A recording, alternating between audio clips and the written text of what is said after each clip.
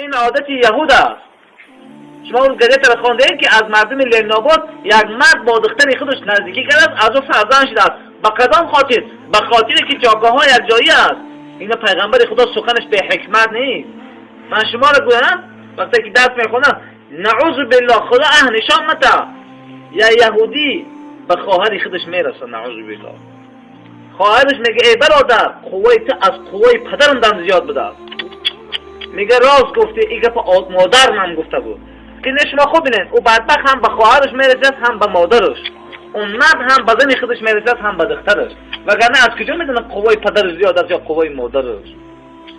رحمه چی ماست که این نصیحت های پیغمبر خدا است که 10 سالش جاگه او را جدا کنه. ما کودکامون 17 و 18 ساله میشه یا بالا میگیم نماز بخوان، بعد از 20 سالگی و 21 سالگی او کجا که ما رو میگیره؟ وقتی ما گفت پیغمبر رو نگرفتیم، در 7 سالگی کودکان ما رو نصیحت نکردیم، کجا دیگه کودکان گفت ما رو میگیرن؟ نمیگیرن. برای همین جدا نیکن سرچشمه زنا رو بدانیم که ما و شما پیدا میگیریم. اگر ما دانیم، این خوب دانیم، ما بدانیم که زن ما بدانیم دختر ما بدانیم مادر ما خلاف شریعت میکنه اما سکوت کنیم، ما را شریعت چی میگه؟ دیوس میگه. و الله جل جلاله پیغمبر خدا گفتن ان الله تعالی كتب فی باب الجنه انت حرام علی الدیوس. حضرت گفتن که خداوند در در جنت نوشته که ای جنت تو برای مرد دیوس، برای زن دیوس حرامی که داخل کنی، نمیموند جنت مرد دیوس. به همین خاطر شاید این سخنان من شما در قبیح آید، شاید شما رو نفارم، اما این سخن پیغمبر خدا است. من باید گویم، من اگر نگویم پیغمبر خدا گفتن الساکت عن الحق شیطان اخرس. یعنی آدم حقیقت میدونه اما نمیگه، سکوت میکنه، فقط نزد خدا و پیغمبر شیطانی گنگ میخیزه.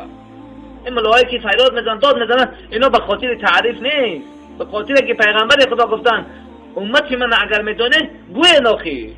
اگر عالمان میگن فقط روز قیامت اول زبان عالمان میکشن که چرا من تعلیم دادم، من چرا توفیق دادم تو عالم شی، شما مردم نگفتی. زنا شکایت میکنن روز قیامت. این دانه اون زن میگفت که ای الله شوهرم پدرم من گفت که طعام پز اما نگفت که نماز بخوان، من گفت بهترین طعام بپز، نگفت مرا که بهترین سوره رو بخوان، من نگفت بهترین عبادت رو بخوان. باز برای 3 کس شکایت میکردن، برای فرزندش، برای برادرش، برای شوهرش، بعضیا برای پدرش در کدام شاه. پیغمبر خدا گفتن شما ای پدرها ای برادرها، پیغمبر خدا گفتن مر اولادکم بالصلاه، یعنی شما دستای اونا رو گیرین به نماز برین حال اونا 7 ساله هستن. خوب گوش کنین، 7 ساله هستن و اونا رو بزنین، گفتن به شرطی که اگر نماز نخوندن در سن 10 سالگیش و فرقوا بین مضاجعهم. الکی گفتن کودک های شما 10 ساله شدن، جاگاه های اونا رو جدا کنید، دیگر دختر و بچه را در یک جا خواب نکنید. این روز عادت چیز است، من در آرجین زوبد این برنامه رو گفتم که همین عادت چیز است که صورت های کلانه همون بعدای پهلوانا رو بریم در خانه ها میمونیم دیگه. اول که ملائکه داخل نمیشه. این خوب دانه پیغمبر خدا گفتن در کدام خانه گفتن صورت است و در کدام خانه که سگ، شما سگ و حوالین از خانه خیلی فرق داره. این حدیث بعضی برادر دیگه در نه مقصد و حدیث داخلی خانه. این روز عادت رسا هست سگ در خانه، بعضی تاجیکای من درونی خانه شون میدرارن. پیغمبر خدا گفتن ملائکه داخل نمیشه. در حولین بشرطه که با مجرد گفتن حول اون دهن او در کجای رفت ملائکه داخل نمیشه. نه خوب فهمید نه که اون مقصد حدیثی پیغمبر خدا علیه السلام داخلی خانه. اگر احتیاط در حولین هم نگیریم با خوب شرطیت با او گرفتن. یکی مقصد و حدیث فهمین که لیکن کدام ملائکه دونن که ملائکه رحمه و بعضی وقتا که ملائکه نمیداره جانی مرد نمیگیره صورت قیامت درگیر شما، اون ملائکه عذاب اگر در آسمان هم باشه خدا میگه شما رو میرا جان تا نمیگیره. این نفهمین که بگه که من نمیمرم دیگه همون که صورت قیامت برای ما نیست. برادر ببین که پیغمبر خدا ما رو چی نصیحت کرد.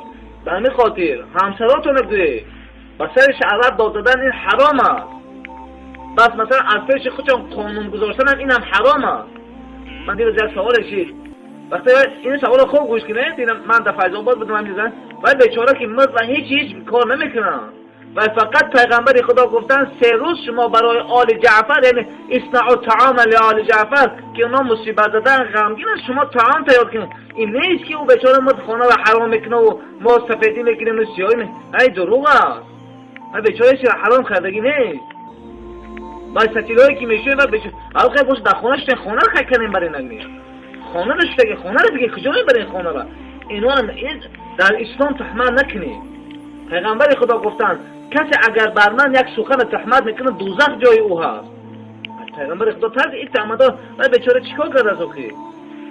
اگر خوب بگی که برای او فایده شد، یک کم بغلت این دعا کنه صدقه جاریه است تا مدانی که او استفاده میبرد وای ثوابش میرسه. میگه وای بیچاره ستیل گناهگار نکنه، او کروشکه و ادیان میپیچونه و لباس تنی و خون نباشه که به نماز کرده باشه و هیچ گم ندارم. همین بدن ما زنده بودن همین در حالت زنده بودن اگر خون ای بدن من برای به نماز اسوام، اگر بیچاره تنی و قاپ باشه او چی میکنه؟ اینا جایز نیست. از پیش خود در اسلام تحمل نکنید که او بالا است. پیغمبر خدا گفتند کسی در دین ما یگان چیزی را پیدا میکند برای شما اگر ماهن و شبن و روزن و سحرن هر روز بیارن، یه روز نیارن میگه شهوت تو برای من چینا آوردگی نیستی، هیچ چینا آورده. این عادت هست. پیغمبر خدا گفتند به این دو کار شما دوزخی هستین، هرگز این کارو نکنید. البته شما در فرض است که برای همسراتون این حقوق خودتون بگید. برای پیغمبر خدا گفتن کلکم راع و کلکم مسئول عن رعیتی. همه شما گفتن 10 مرده هستین و روز قیامت از این 10 مردگی پاسبان شما رو سوال و جواب میکنن. مثلا اگر همون 10 مرده اگر یکم گوسفند از بین بره، همون رئیس او رو سوال و جواب میکنن. اما پیغمبر خدا ما رو گفتن که شما 10 مرده هستی، اهل عیالتون و منظره همون گوسفندی که میچرانی مثل همون هستن و از این گفتن شما رو سوال و جواب میکنن.